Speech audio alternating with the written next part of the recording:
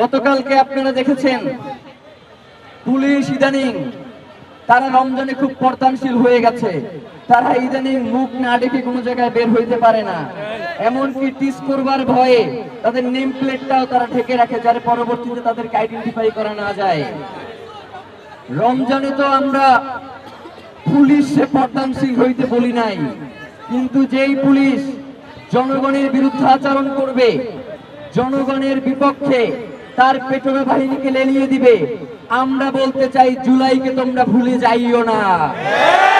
আমরা বিএনপিকে বলতে চাই, আপনারা বর্তমানে ক্ষমতায় রয়েছেন, এই পুলিশদেরকে নাগালের মধ্যে নিয়ে আসেন, তাদের হাত ছেড়ে দিয়েন না, তাহলে ওরা যেইভাবে হাসিনার যে অবস্থা করেছে আপনার সেই অবস্থা করে ছাড়বে। আমরা আমাদের শত্রুর সাথে ইনসাফ করতে চাই। আমাদের যেই ভাইটাকে ইনকিলাব মঞ্চের প্রোগ্রামে শুধুমাত্র তার দাড়ি টুপি এবং জুব্বা পরার কারণে বেধড়ক পেটানো হয়েছে, আমরা দেখেছি গতকালকে যারা দুঃখ পেয়েছে ওই দিন তারা উল্লাস করেছিল, কিন্তু আমরা কিন্তু গতকালকে উল্লাস করি নাই। তাদের সাথে আমাদের পার্থক্য এইখানেই, আমরা সকল মজলুম জনতার পক্ষে, সেখানে কোনো দল মত আমরা গ্রহণ করি না। আমরা চাই বাংলাদেশে ইনসাফের এই যাত্রা আগামীর দিনের জন্য আমাদের যদি জীবনও দিতে হয় তবু আমরা এই ইসলামের পথ থেকে বিচ্যুত হব না ইনশাআল্লাহ। বাংলাদেশের স্বাধীনতা সার্বভৌমত্ব টিকিয়ে রাখবার জন্য, ইনসাফের লড়াইয়ের জন্য আরেকটা জুলাইয়ের দরকার হয়। এই যাত্রাবাড়ি সবার আগে সেখানে ঝাঁপিয়ে পড়বে। প্রিয় ভাইয়েরা,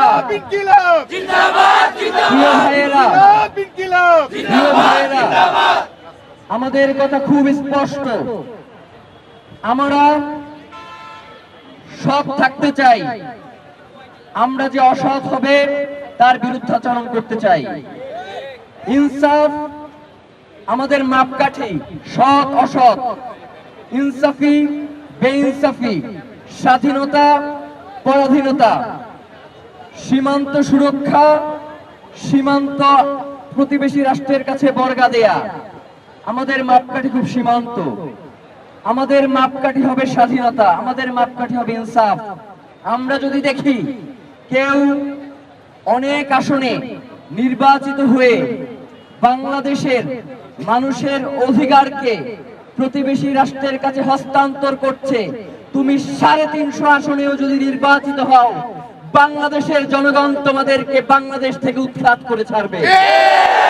সুতরাং আমরা চাই আপনারা বাংলাদেশে একটা কল্যাণকামী রাষ্ট্র প্রতিষ্ঠা করেন, যেখানে জনগণের অধিকার পাওয়ার জন্য তাকে রাস্তায় রাস্তায় ঘুরতে না হয়, বিচারের দাবিতে তাকে অনশনে বসতে না হয়, খাদ্যের জন্য তাকে টিসিবির গাড়ির পেছনে দৌড়াইতে না হয়, তাকে শিক্ষার জন্য ঘুষ দিতে না হয়, তাকে চিকিৎসার জন্য রাস্তায় অ্যাম্বুলেন্সে পড়ে মরতে না হয়।